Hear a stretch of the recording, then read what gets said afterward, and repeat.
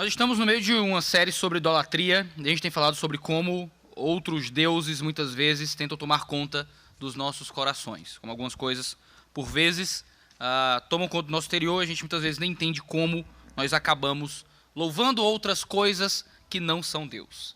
E um momento em que isso se manifestou, pelo menos de forma muito discursiva no solo nacional, foi durante outubro do ano passado. Foi durante o quê? As eleições. Ninguém disse reforma protestante, né? Aniversário da reforma, né? As eleições, ainda bem que ninguém disse Halloween, né? As eleições do ano passado. E uma das grandes acusações que eu via se repetir era que você está cometendo uma idolatria. Rapaz, isso é a sua religião. Esse político é o teu Deus, que negócio é esse?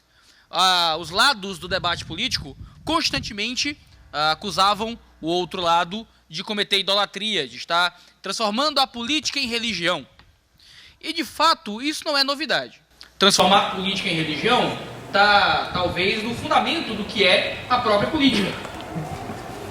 No início da nossa série sobre idolatria, a gente falou sobre contextos, principalmente no Antigo Testamento, em que líderes civis eram também divindades por causa daquilo que representavam. Você pensa no contexto mesopotâmico, da criação de Adão e Eva, do significado de ser imagem de Deus, que seria justamente representar Deus como os líderes políticos representavam Deus. Você pensa no contexto do Egito, com o povo de Israel escravizado pelo faraó, que era também uma figura divina atrelada a esse aspecto político. Mas isso não é uma coisa que se deu apenas no mundo antigo. No mundo mais recente, principalmente nos tempos do Novo Testamento, nós temos um contexto muito forte de idolatria política, de líderes civis sendo adorados como Deus. E isso aconteceu de forma muito forte no Império Romano, no Sacro Império Romano. Por mais que o termo Sacro Império Romano tenha sido usado principalmente na Alta Idade Média para falar do Sacro Império Romano Germânico, o Império Romano do tempo bíblico já poderia ser chamado de sacro por causa da forma como ele se manifestava. Se você lembra do seu ensino médio, se é aí que vai fazer o Enem, certo? E está se preparando para essa fase da sua vida, você deve lembrar do primeiro e do segundo triunvirato, onde você tinha uma ditadura de 3 pessoas, era o triunvirato. No segundo triunvirato foi quando as coisas começaram a ficar difíceis em Roma, porque não existia culto ao imperador ainda nesse período, ali um pouco antes da vinda de Jesus. Haviam sim cultos públicos à cidade de Roma. Os deuses eram confundidos com a própria cidade. Pode deixar aí, ou não, o violão é melhor pegar, né? Deixar é difícil. Eu digo pode deixar aí, o Igor deu uma tremida assim, né? Deixa eu arrumar. O Satanás está furioso. Mas Deus é mais. Deus é mais. Pelo menos não tá calor, né? Pelo menos o vento vem. Encosta ali, Igor. Bota na salinha. Protege o violão. Aleluia. Foco aqui. Deixa o Igor trabalhar e vamos voltar aqui. Com a estabilidade do segundo triunvirato, dessa ditadura de 3 pessoas ali no começo do século I, a gente descobre que a população começou a ficar um pouco nervosa, com medo, porque os reis do triunvirato estavam em competição no Império Romano.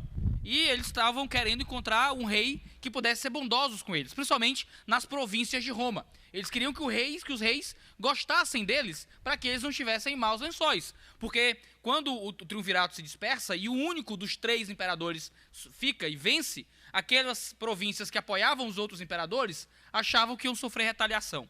Então eles começam a enviar carta para os imperadores, principalmente depois da morte de Marco Antônio, para oferecer algum tipo de culto público.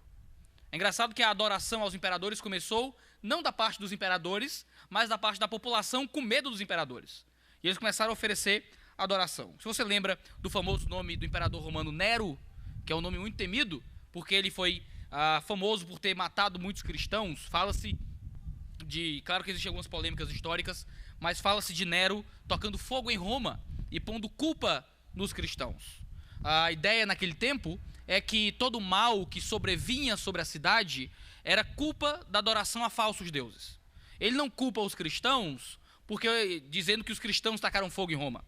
Ele culpa os cristãos porque todo mal que sobrevinha sobre Roma era culpa daqueles que não adoravam os verdadeiros deuses. Como os cristãos adoravam uma falsa divindade chamada Cristo Jesus, a cabeça deles, o mal que sobreveio sobre Roma tinha que ser culpa desses cristãos. cristãos foram mortos sobre piche quente, a pele dos cristãos foram arrancada enquanto eles ainda eram vivos, eles foram crucificados, e enquanto eram crucificados, eram incendiados para iluminar as noites nas ruas de Roma. Nero foi um homem terrível, mas foi com um cara que veio depois de Nero. Seu nome era Domiciano, um pouco após o Império de Nero, que foi o primeiro imperador romano a cobrar adoração como Deus. Não simplesmente o povo concedia a adoração, mas ele cobrava a adoração.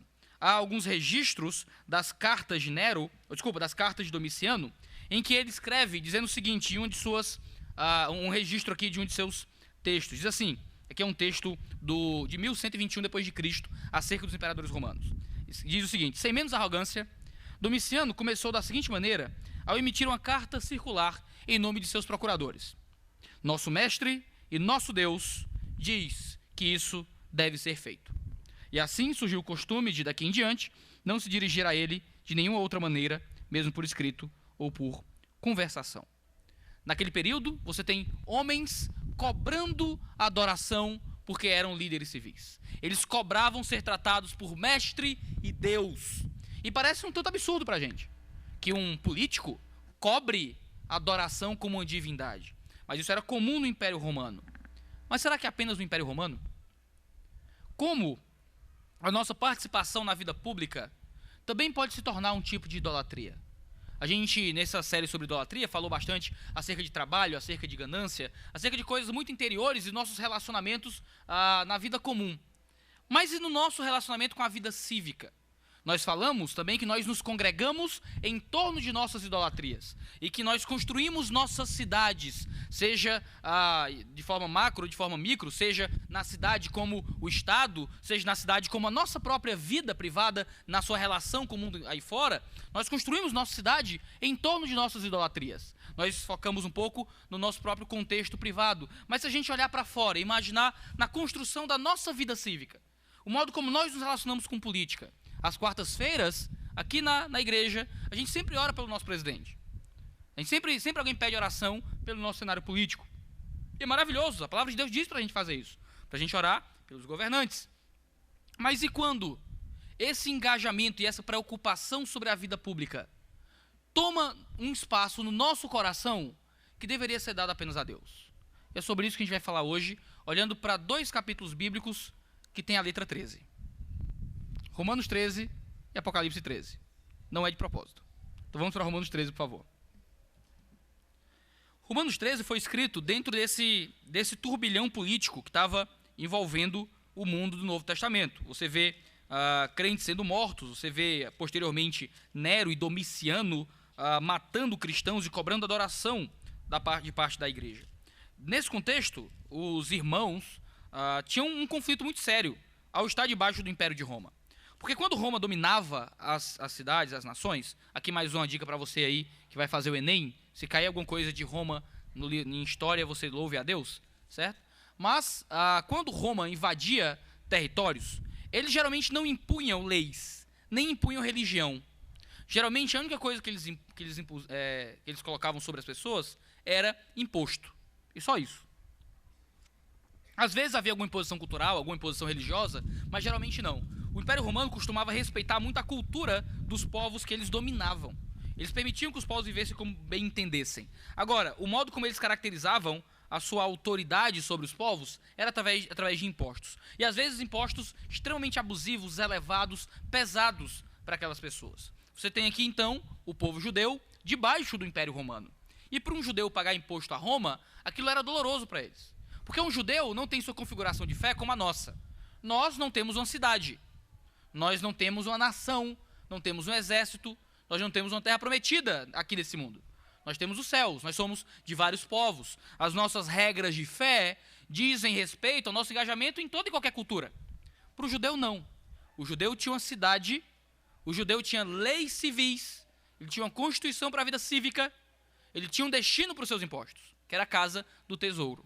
Quando os judeus estão debaixo da força do Império Romano, isso para eles é contranatural. É anti-intuitivo até aquilo que Deus esperava deles. Porque eles não podiam viver de acordo com as próprias leis do Antigo Testamento colocado em Levítico.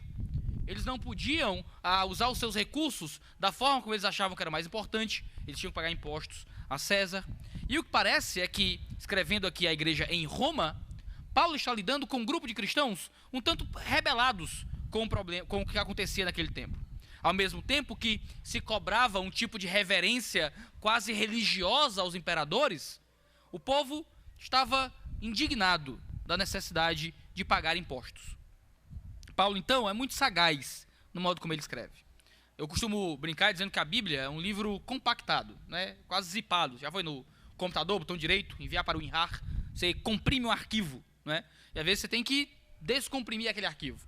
A Bíblia foi escrita em papiro, era difícil encontrar papiro, as palavras eram muito calculadas. Não era como quem escreve no Zap Zap, que você manda um negócio e só pensa depois, né? Aí apaga, aí bota a figurinha no lugar, aquelas coisas.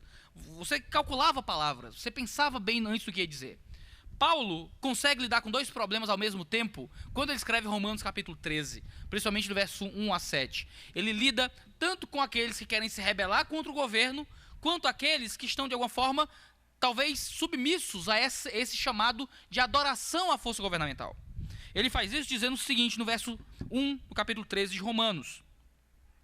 Eu abri em 1 Coríntios. 13 de Romanos, versículo 1. Todo homem esteja sujeito às autoridades superiores, porque não há autoridade que não proceda de Deus, e as autoridades que existem foram por ele instituídas. Vê só que coisa maravilhosa Paulo coloca aqui. Paulo está dizendo que todo homem, literalmente que no grego é toda alma, ele está falando de todo ser humano mesmo, todo homem deve sujeição. Há aqui um tipo de obediência que não é completa. O termo sujeição não significa obediência completa. O termo que é usado na Bíblia para obediência é obediência, certo? Sujeição é outra coisa. Obediência é filhos para os pais, sujeição é esposa para o marido. São duas coisas distintas, certo? Não é a mesma coisa. É um tipo de sujeição, você percebe uma liderança provindo aqui de autoridades superiores. Aqui falando diretamente daqueles que são a força política. Por que é que nós devemos sujeição às autoridades? Aqui ele está lidando com aqueles que querem se rebelar contra o governo. Mas, talvez, dando aqui um gatilho positivo àqueles que estão adorando a divindade civil. Mas ele diz não, porque não há autoridade que não proceda de Deus, e as autoridades que existem foram por ele instituídas. E aqui ele já cria uma submissão da força civil a uma força superior, a força do Deus vivo. Ele diz, sim, nós nos submetemos às autoridades, nós não somos rebelados, nós não somos revolucionários, a gente não pega em armas para destituir César, nós não somos zelotes aqui dentro da cultura judaica. Mas nós entendemos que há um Deus acima de César. Nós entendemos que há um Senhor acima do imperador. Se ele está lá porque Deus colocou ele lá. Se ele exerce alguma autoridade, porque foi do plano de Deus que ele exercesse naquele momento aquela autoridade. Quando Jesus está diante do imperador e ele está prestes a ser enviado para a cruz, o que é que ele diz? Nenhuma autoridade você teria sobre mim se de Deus não fosse dada. As autoridades que lá estão porque Deus os pôs lá. Isso não significa que Deus as valida, certo? Não significa que Deus está necessariamente dizendo que todo político está lá porque agrada a Deus. Está lá porque Deus o colocou. Quer agrade a Deus ou não, de forma clara. Às vezes um político ruim é eleito como juízo sobre um povo ruim. Você pensa na divisão do Reino do Norte e do Reino do Sul no Antigo Testamento, quando constantemente Deus trazia bons reis quando o povo estava arrependido e trazia maus reis quando o povo vivia em pecado. Às vezes, maus líderes civis existem por causa do pecado do povo. Às vezes, Deus dá bons líderes civis, por quando o povo se arrepende e espera que Deus haja no seu meio. Deus coloca os imperadores, Deus coloca lá os presidentes. Isso não significa que Deus está validando e dizendo que eles são bons, justos, honestos e fazendo algo correto. A certeza que temos é que os homens que são eleitos não o são por erro de Deus. Ainda que o mal nos provenha por meio da força civil, sabemos que Deus está no controle. Nós temos uma paz e uma esperança que o mundo não tem. A certeza de que Deus está cuidando de tudo e que Deus está guiando tudo. Eles procedem de Deus, logo eles não são Deus. Eles foram colocados lá por Deus, logo eles não podem tomar o lugar de Deus. A nossa sujeição e a nossa obediência não é total, não é absoluta. Porque nós não obedecemos o pecado. Uma esposa que é sujeita ao marido não obedece o marido quando a vontade dele é levar a família para o caminho do pecado. E quando a sujeição cobra a imoralidade moral. Quando a imoralidade só se torna o caminho da submissão, nós preferimos agradar a Deus do que a homens. E nós somos sujeitos àquele que está acima e àquele que é autoridade sobre as nossas autoridades. Quando o político, quando a força civil nos obriga ao pecado, o que nós fazemos é desobedecer para a glória de Deus. Lembra do livro de Daniel? Quando Daniel é convidado a não orar mais, porque sai um edito proibindo que se ore a qualquer Deus, que não ao próprio Nabucodonosor, Daniel abre a janela para orar. Daniel é atrevido. Daniel podia ter sido mais sábio, né? Rapaz, podia ter. Fica ali no teu quarto, calado, escondido, ninguém tem que ver. Daniel abre a janela. Daniel quer que o pessoal veja ele desobedecendo a lei. Porque ele quer mostrar que ele ama o Senhor acima de qualquer coisa. Quando ele é pegue para ser preso, o que é que Daniel diz? Ele não diz que, eu descumpri a lei, e então não, ele diz, olha, eu não cometi crime nenhum. Eu não fiz nada de errado. Porque você não tem autoridade para me proibir de adorar aquele que é a sua autoridade. Porque ele entendia que havia alguém acima da força política. Havia alguém muito maior, uma autoridade superior às autoridades desse mundo. Deste modo, diz o verso 2, que aquele que se opõe à autoridade, aqui é aquele que de alguma forma comete crime, que se opõe à lei, de modo que aquele que se opõe à autoridade resiste ao que Deus ordenou, e os que resistem trarão sobre si mesmo condenação. Deus foi quem ordenou aqui as autoridades superiores. Ele vai dizer no verso 3, porque os magistrados não são para temor quando se faz o bem, mas sim quando se faz o mal. Queres tu não temer a autoridade, faz o bem e terá louvor delas, visto que a autoridade é ministro de Deus para o teu bem. Aqui ele usa duas palavras para descrever a autoridade civil. Ele usa a palavra liturgo para ministro, né, e ele usa a palavra diácono para servo. Ele usa duas palavras muito comuns no ambiente religioso. Você tem o liturgo, era aquele que comandava a liturgia, de alguma forma, dos cultos. Ele era o ministro. Então aqui o governo ele recebe um poder de ministério e ele recebe o poder de diaconato. Ele é um líder e ele é um servo. Ele é alguém que Deus usa para a punição dos homens maus e para o louvor dos homens bons, para o bem da sociedade, como servos da sociedade. Eles não estão lá porque são melhores, eles estão lá para servir para o nosso bem. Eles não recebem nossa adoração, eles não recebem o nosso louvor, eles não recebem um compromisso total, porque eles são servos. São diáconos para o bem daquele que serve a Deus. Existe um poder de espada, existe aqui um poder forte por parte do governo para controlar aquele que pratica maldade, mas existe um Deus muito acima deles e por isso nós não nos sujeitamos de forma completa, de forma absoluta, de forma total. Por isso que ele encerra dizendo no versículo 7, pagai a todos o que lhes é devido, a quem tributo, tributo, a quem imposto, imposto, a quem respeito, respeito, a quem honra, honra. A ideia é que nós então damos àqueles que estão no governo civil uma honra, um louvor, em certo sentido, que provém daquilo que eles merecem de fato.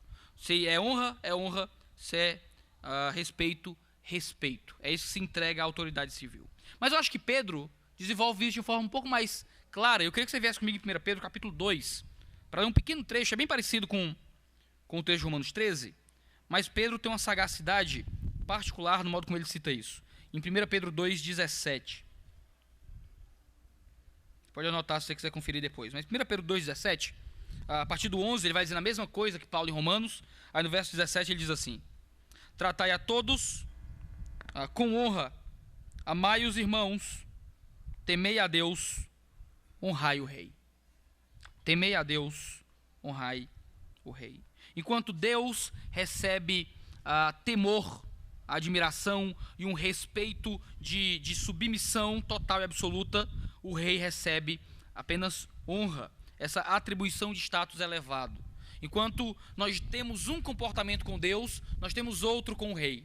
Nós temos um tipo de submissão a Deus que é diferente da submissão ao líder civil. E aí que mora talvez os desafios das idolatrias.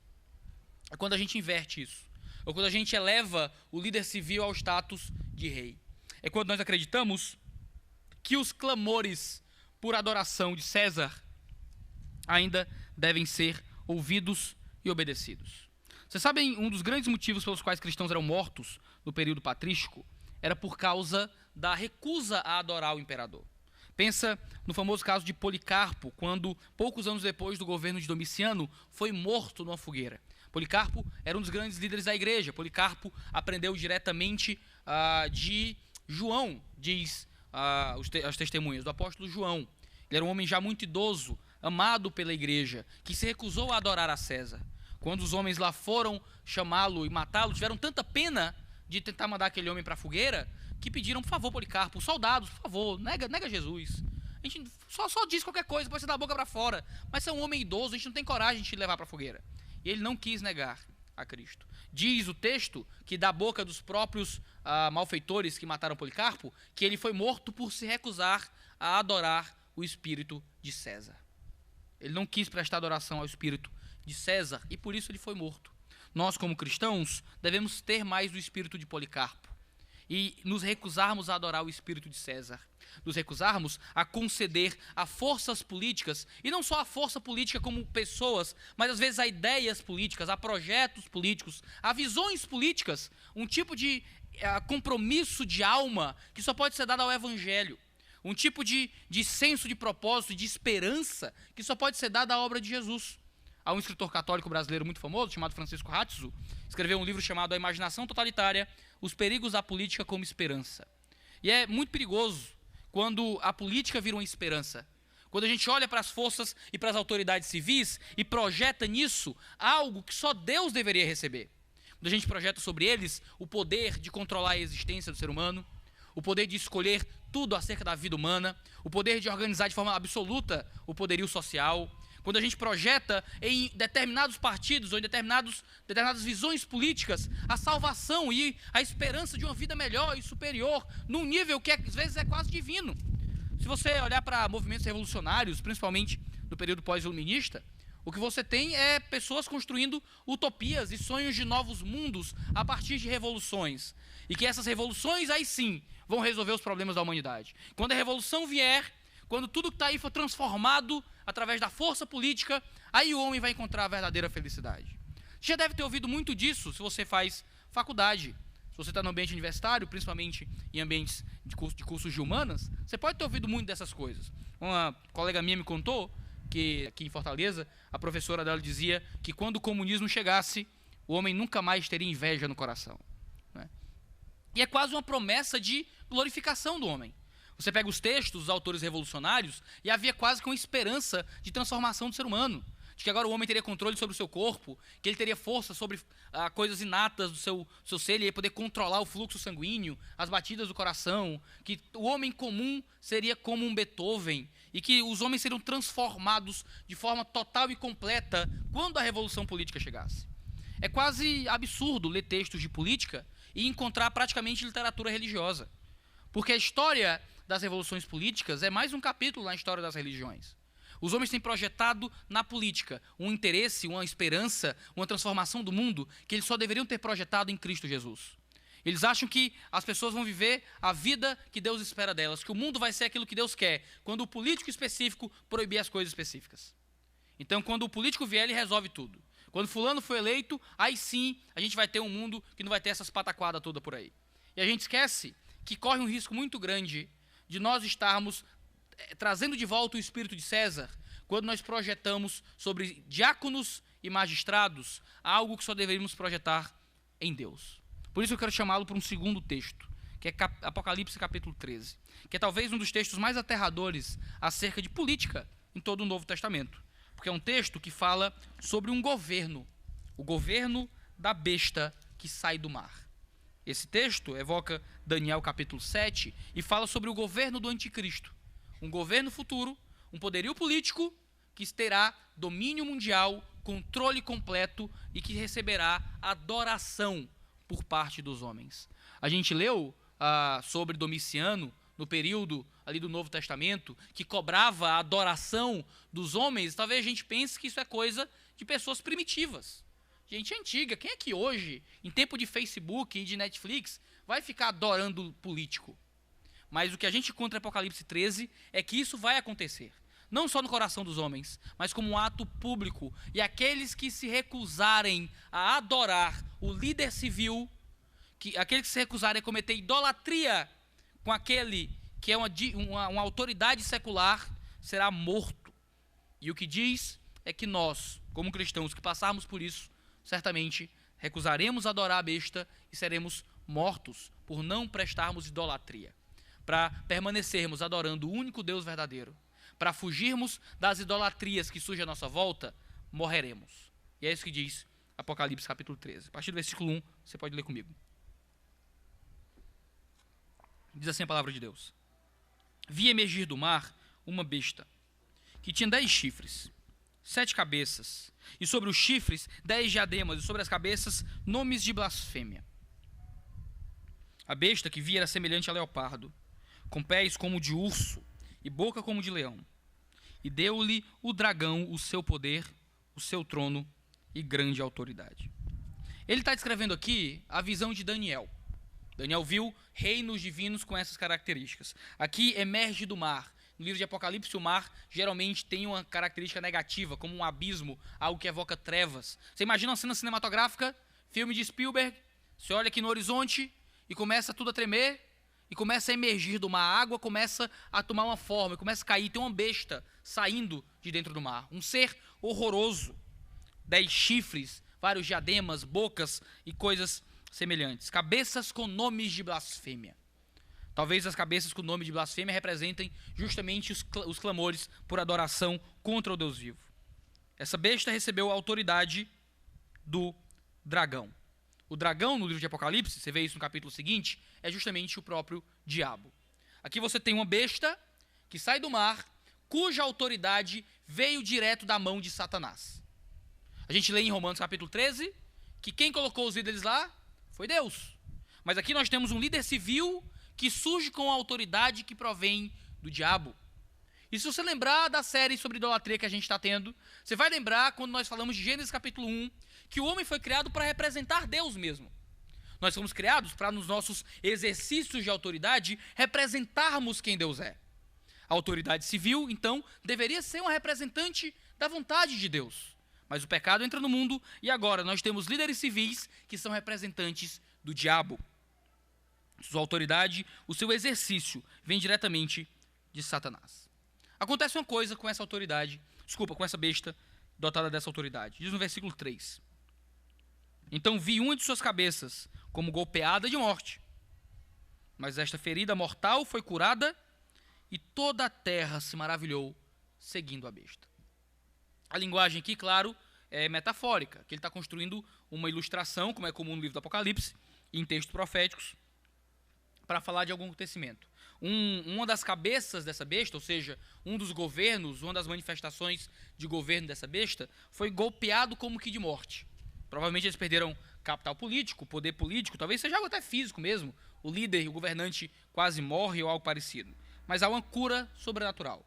Aquilo que estava ferido de morte retorna. Talvez um milagre físico, talvez um retorno de um governo que estava desaparecido. O que sabemos é que os povos se maravilham e os povos seguem a besta.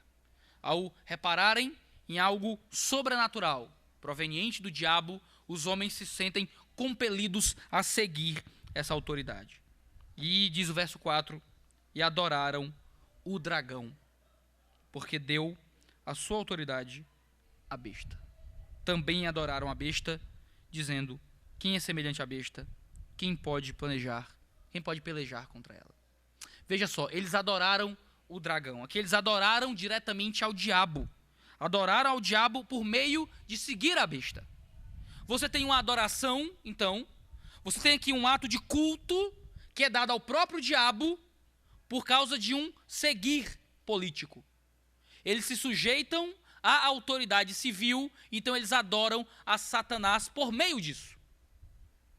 Crendo estar seguindo algo divino, eles se sujeitam a algo demoníaco. E então, ao invés de adorar o dragão, adorar ao diabo por seguir a besta, eles começam já a adorar a própria besta. E o próprio líder civil começa a receber adoração como? Como se manifesta verbalmente a adoração desses homens? Através de entregar a besta um louvor que só Deus merece e através de estar maravilhado com o poder da besta. Ele diz: quem é semelhante à besta? Isso é parte das declarações que eram feitas a Jeová no livro de Êxodo, quando se dizia quem é semelhante ao Senhor. E aqui eles dizem quem é semelhante ao líder civil. Eles interpretam que um homem é dotado de poder e autoridade tal que ele é incomparável, que ele está acima de todos, que ele merece ser seguido por causa de seu poder e autoridade. E os homens não reparam que seu poder e autoridade provém diretamente do diabo. Essa besta, então, abre a sua boca no verso 5 e profere arrogâncias e blasfêmias. Ele fala coisas arrogantes sobre o seu próprio poder, então blasfema diretamente contra Deus. E os homens continuam seguindo um líder civil que blasfema contra o Senhor, cuja autoridade vem diretamente de Deus. Cuja autoridade vem diretamente do diabo. Foi-lhe dado também, diz o verso 7, que pelejasse contra os santos e os vencesse. Aqui então, esse líder civil, que é seguido pelos povos, que blasfema contra Deus, persegue a igreja, persegue os homens da fé e os vence. Meus irmãos, está profetizado a nossa derrota. Está profetizada a nossa derrota. Esse líder civil vai vencer os santos e vai vencê-los. Vai perseguir os santos e vai vencê-los. Isso significa literalmente que ele vai matar os santos. Ele vai perseguir a igreja e a igreja vai morrer paulatinamente a partir desta busca por destruir a igreja. Nós sabemos, Jesus disse, que as portas do inferno não prevalecerão contra a igreja. No fim das contas, a igreja não vai sumir totalmente, mas os santos vão morrer cada vez mais na mão daquele que recebe adoração.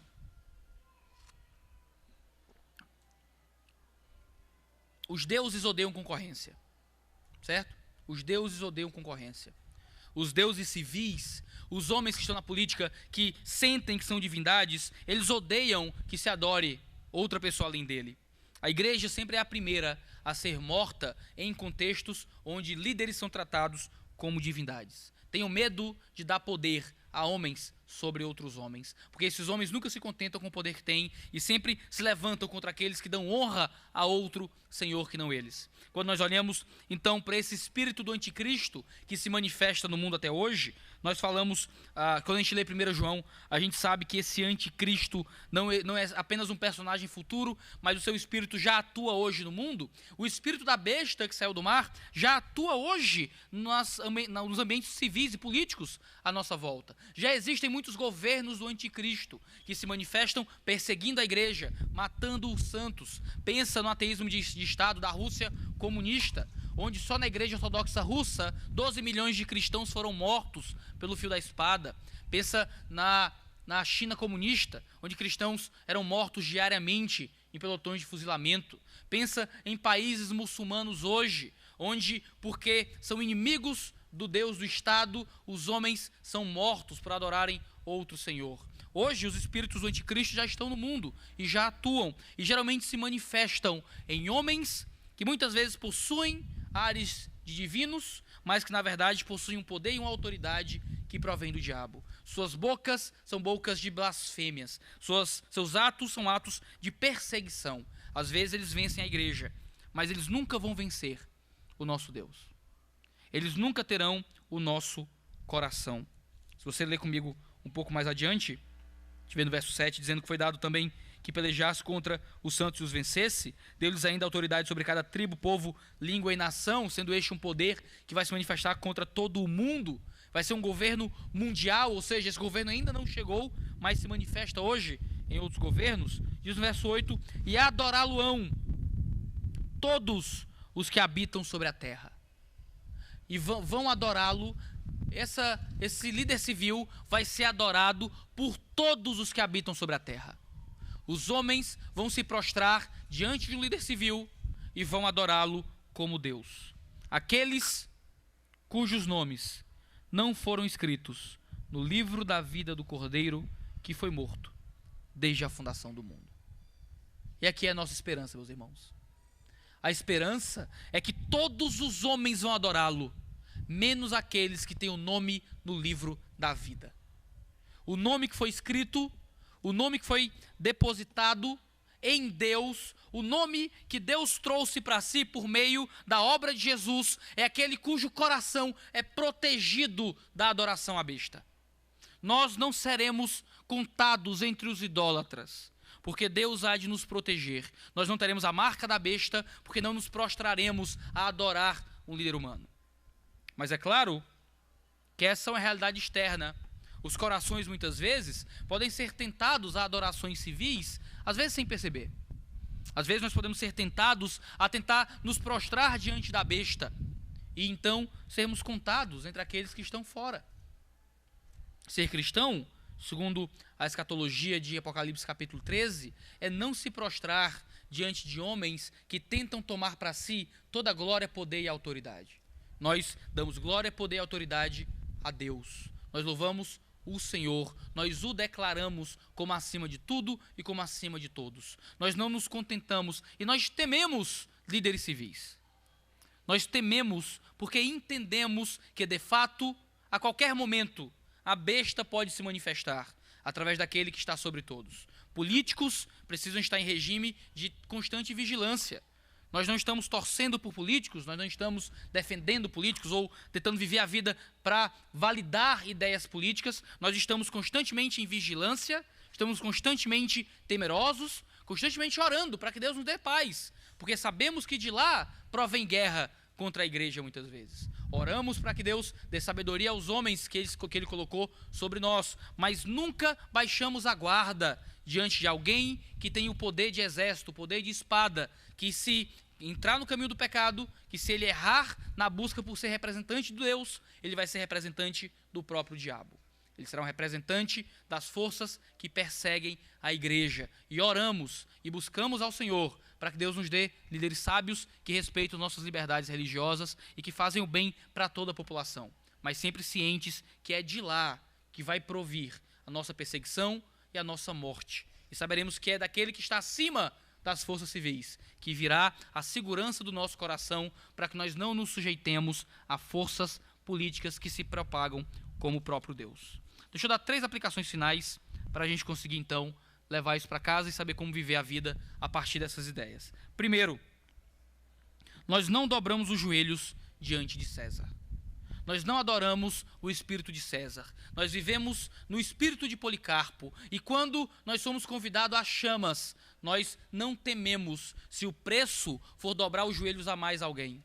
Nós não nos sujeitamos a ninguém além de Cristo Jesus de forma última e cabal. Nós não aceitamos que ninguém compita com Jesus em nossa vida. Nós não aceitamos que ninguém se propague a autoridade final. O poder não provém do povo, o poder não provém do presidente, o poder provém de Deus. É Deus quem concede a autoridade e é a Deus que nós nos sujeitamos. Nós confiamos, nós oramos, nós votamos, nós fazemos campanhas, nós conversamos sobre política, a gente fiscaliza coisas, a gente às vezes até entra na política, mas com um único propósito. É com o propósito que o Deus vivo, o Rei dos Reis, o Senhor dos Senhores, seja glorificado no fim das contas. Nós não temos esperança em forças políticas, é o segundo ponto.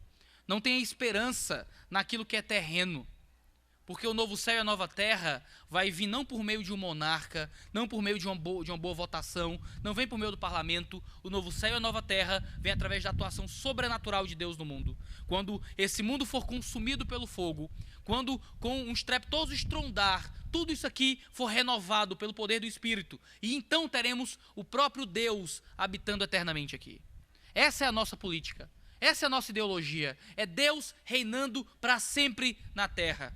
O resto é remendo. O resto é uma tentativa de resolver pequenos problemas temporais. Mas o poder temporal é muito pequeno.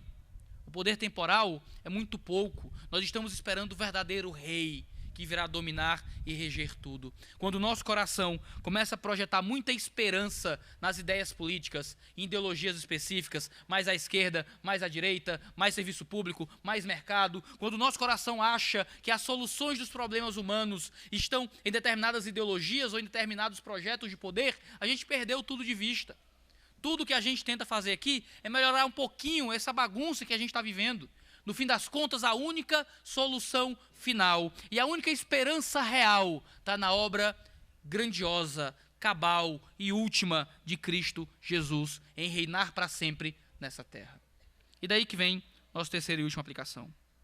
Confesse Jesus como o Senhor último nesse mundo político. Confesse Jesus. Faça Cristo ser glorificado nesse mundo em que os homens projetaram as suas esperanças em projetos de poder. Quando começarem os debates, quando começarem as ideias, quando começarem as conversas, sempre lembre quem está à tua volta, que no fim das contas, quem é rei é Deus. Eu sou muito constrangido pelo modo como Jesus evangelizava. Eu acho isso muito, muito marcante para mim. O povo chega para Jesus com dúvidas políticas. Chegam em Cristo e perguntam: Jesus, paga imposto a César ou não paga? Não é? Jesus, imposto é roubo? É a pergunta que fazem para Cristo. Aí o que é que Jesus responde? Sim ou não?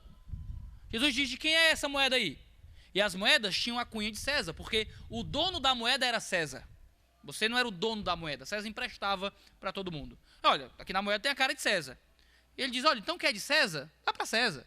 Mas o que é de Deus? Você já deu para Deus? É como quem diz: Jesus, imposto é roubo? Rapaz, se é roubo ou não, tem que pagar. Mas o imposto de Deus, já deu? Já deu tua vida para Deus? Já se entregou para o Senhor? A mulher chega para Jesus e pergunta: Jesus, é nesse monte ou é no outro que adora? E ele diz: rapaz, e em espírito e verdade, já adorou? Jesus simplesmente foge, não porque ele é covarde, mas porque ele é evangelista. Ele aproveita as questões que vão surgindo e a resposta que ele dá, geralmente, não é para satisfazer o anseio político ou o anseio teológico. A resposta que ele dá é para satisfazer o anseio da redenção. E ele sabia disso, Jesus fazia isso. Quando nós formos nesse mundo, quando for ano de eleição, quando os debates no ambiente acadêmico surgirem e cada um propor o seu projeto de transformação do mundo, você pode ter suas opiniões. Você pode entrar no debate, não tem problema, eu tenho as minhas. Mas no fim das contas, as pessoas têm que sair sabendo que para você, rei mesmo, é Cristo Jesus. Que no fim das contas, quem vai resolver essa bagunça toda é só Jesus. Que no fim das contas, o que importa mesmo é confessar Jesus como Senhor. Eu quero ler com vocês um último texto, em 1 Coríntios capítulo 12, no versículo 3. Um texto bem simples, mas que a gente muitas vezes perde o poder dele, quando a gente não entende o contexto em que ele foi escrito. 1 Coríntios capítulo 12 é escrito nesse contexto de perseguição pública aos cristãos, em que os cristãos eram perseguidos constantemente por conta de sua fé. E nessa perseguição, em 1 Coríntios 12, 3, Paulo diz assim: por isso vos faço compreender que ninguém que fala pelo Espírito de Deus afirma anátema Jesus. Por outro lado, ninguém pode dizer Senhor Jesus, senão pelo Espírito Santo. É um versículo que às vezes a gente não entende bem, mas Paulo não parece estar falando do contexto de culto. Porque é muito estranho que no contexto de culto tenha pessoas amaldiçoando Jesus e que isso esteja tudo bem. É pouco provável que esse seja o ambiente da igreja de Corinto. Pessoas amaldiçoando Cristo publicamente no culto.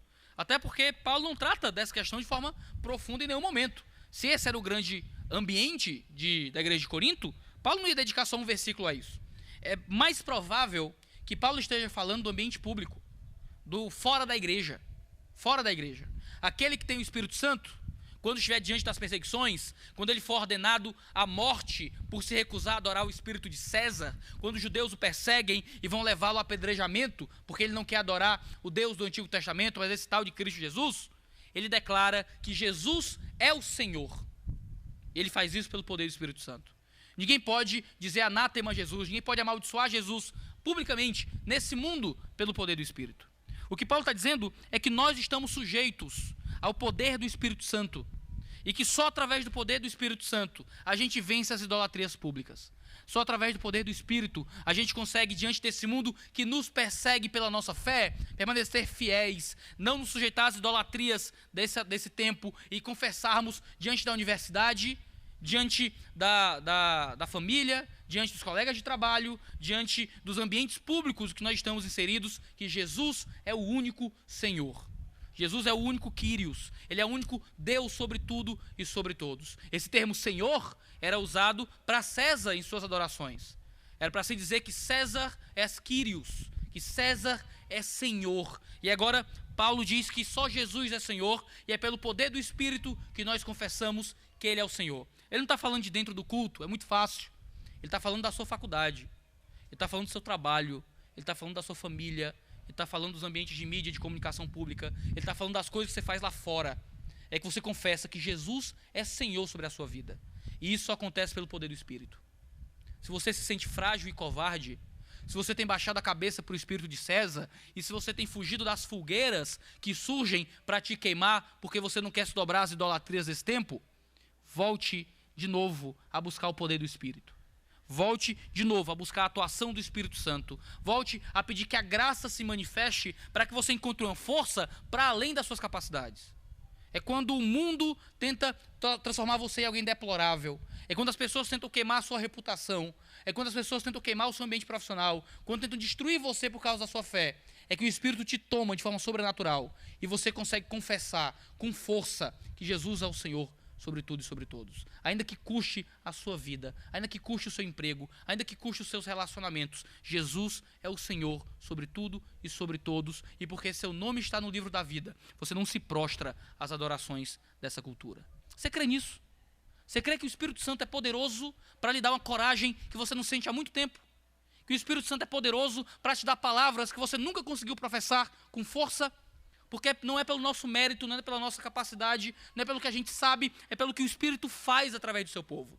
De forma sobrenatural, podemos confessar que só Ele é Kyrios, que só Ele é Senhor, quando cremos realmente nisso, quando nos prostramos realmente sobre isso e quando confessamos esse Deus acima de tudo e de todos. Muitos homens à nossa volta, muitas forças ao nosso redor vão pedir a nossa adoração, mas nossos joelhos só se dobram diante do Deus vivo. Vamos orar.